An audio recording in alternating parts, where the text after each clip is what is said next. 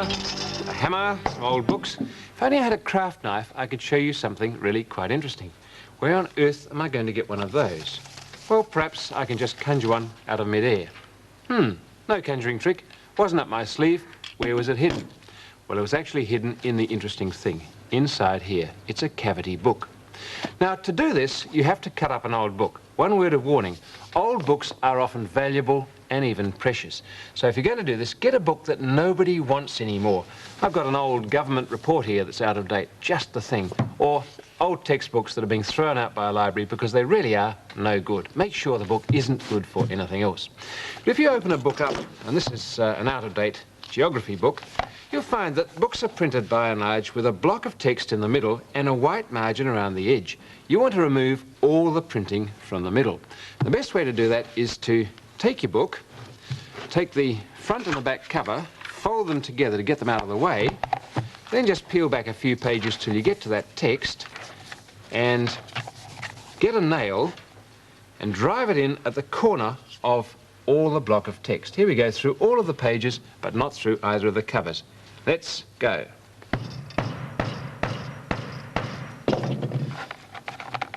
A bit of wiggling, and that'll come out again, and we go on to the next corner. Here we are.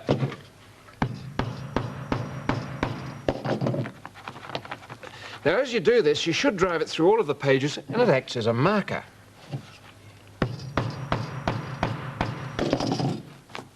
You don't actually have to. You can be guided by the print alone, but this is somewhat better.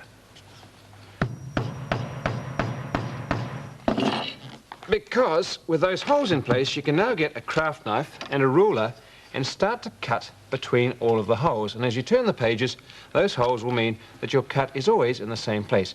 Be very careful of your fingers and make about, well, I'd say 2 good cuts on each occasion. That's that side.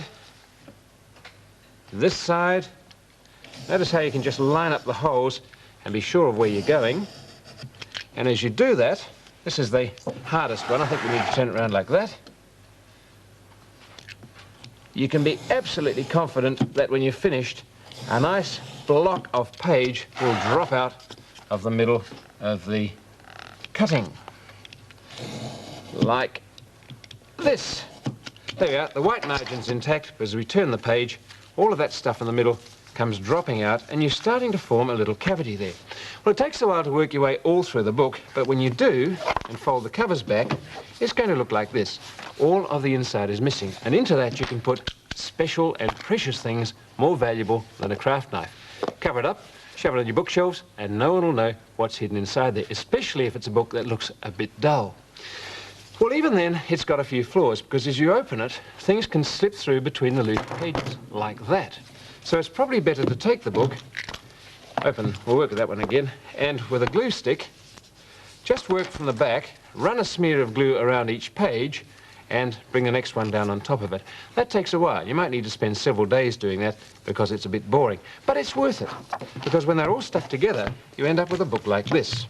And as you can see, that really is a little box. Open it up, turn the first few pages like this. They act as a bit of a screen in case anybody should happen to pick the thing up. And lo and behold, there's the cavity there. And because the pages are all stuck together, it really is like a little box. And you can put all sorts of precious things in there. Well, go to it, but don't use a precious book.